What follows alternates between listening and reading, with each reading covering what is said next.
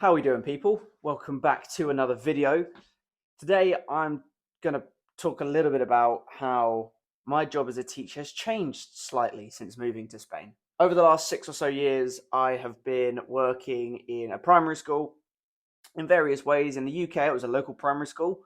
Then for the last 4 years in the UAE, it was a big international school, but I was still a primary school teacher. I had my own class, I was based in the same area, and I taught the full range of subjects. Yes, buddy.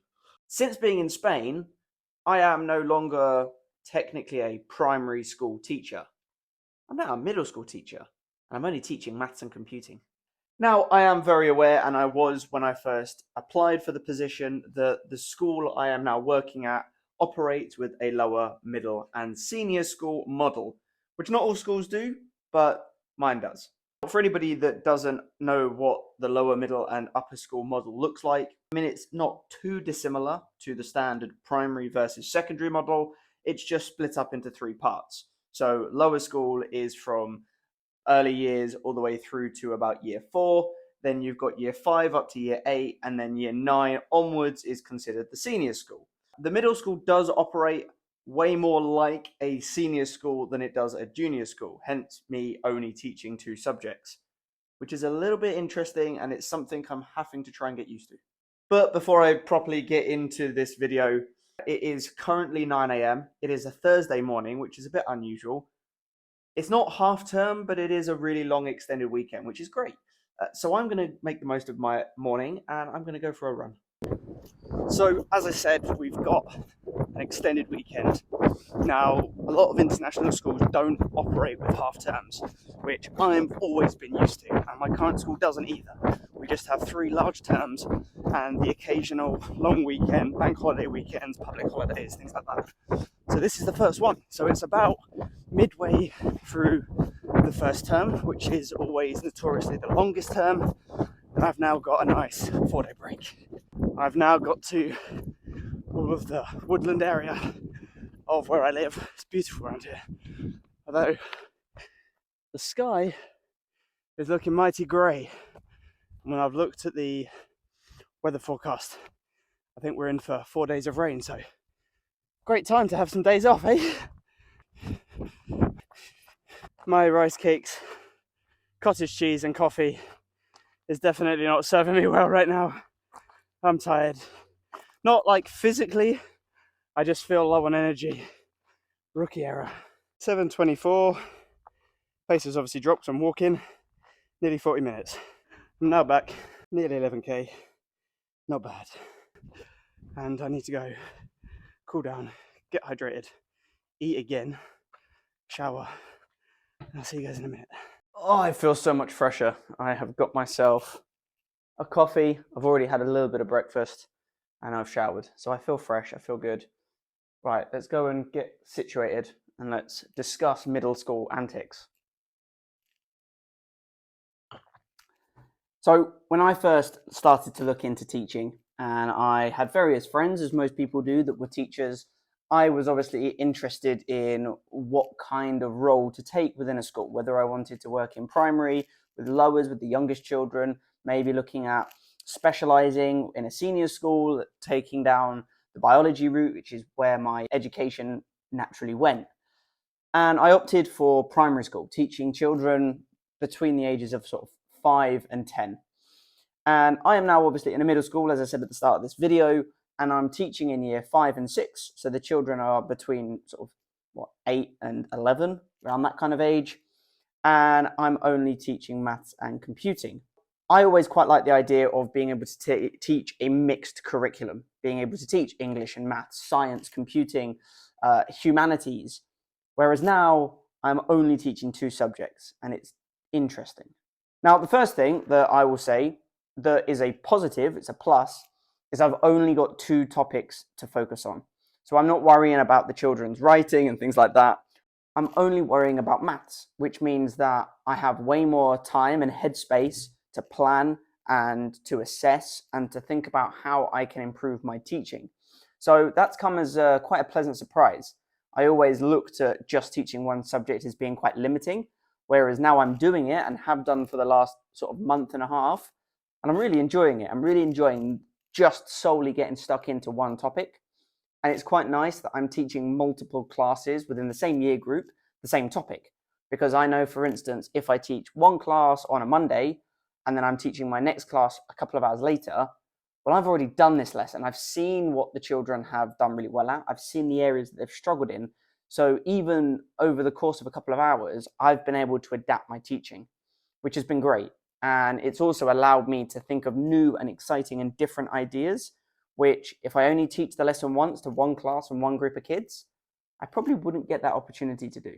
A downside, however, and this isn't specific to middle school, but I found that in the situation I'm in now, it is different to what I'm used to, is I don't have a dedicated classroom. So as a head of year and as a teacher within middle school, the classroom that I'm using isn't just used by myself, but by other people. So I have an office space, I have a sort of a base where I can do my planning and things like that, which is fantastic. And it's also an area where there are other heads of years. So from the perspective of leadership, I've got great opportunities to have conversations and discuss ideas with people. But in terms of a room and a base that I'm teaching out of, it's not my specific room. Now, I'm quite fortunate that I'm teaching out of the same room, so I'm not switching between classrooms, but it is interesting. Whereas before, I always had my classroom, I was able to make my space my own, whereas now I'm sharing a space.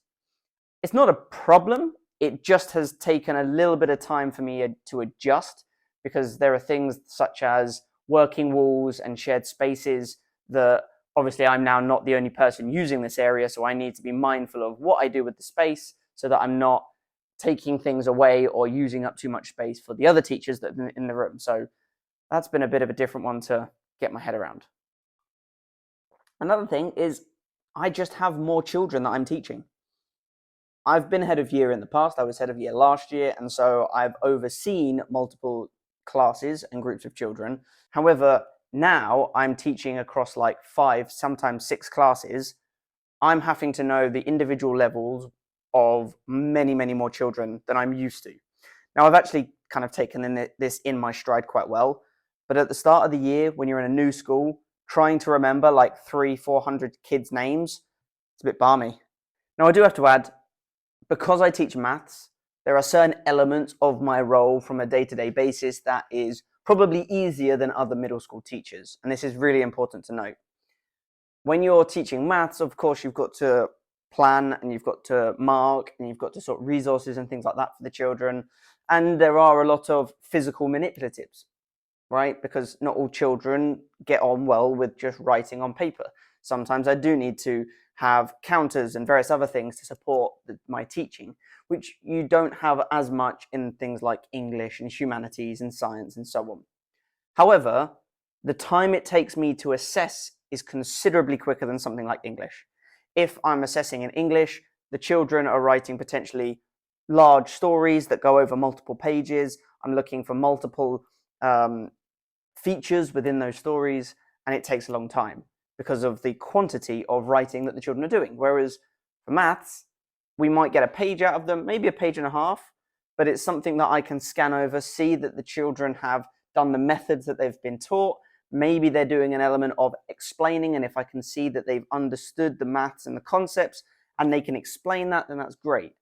So the time it takes and the energy it takes in things like assessments is a lot shorter than if I were to be teaching English. So that is something to note. So how do I feel overall? Well, I'm actually really loving it. Now, I don't know whether or not that's going to continue over the next few years, and it may be that in the next couple of years I end up being moved within the school and I'm no longer teaching in a middle school environment.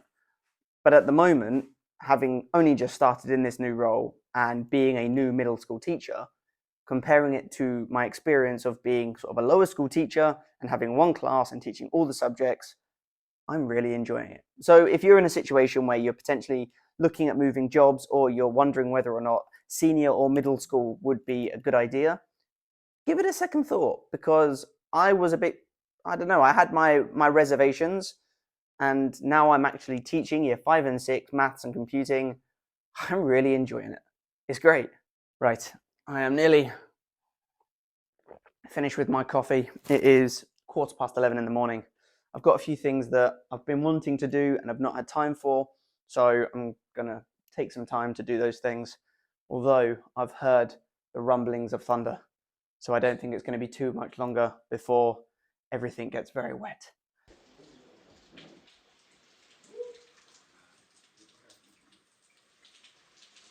Anyway, guys, that was today's video. If you've got any questions about the differences in middle school, or you've got any specific questions linked to this video or anything else about my move to Spain, comment down below, and hopefully I will see you very soon.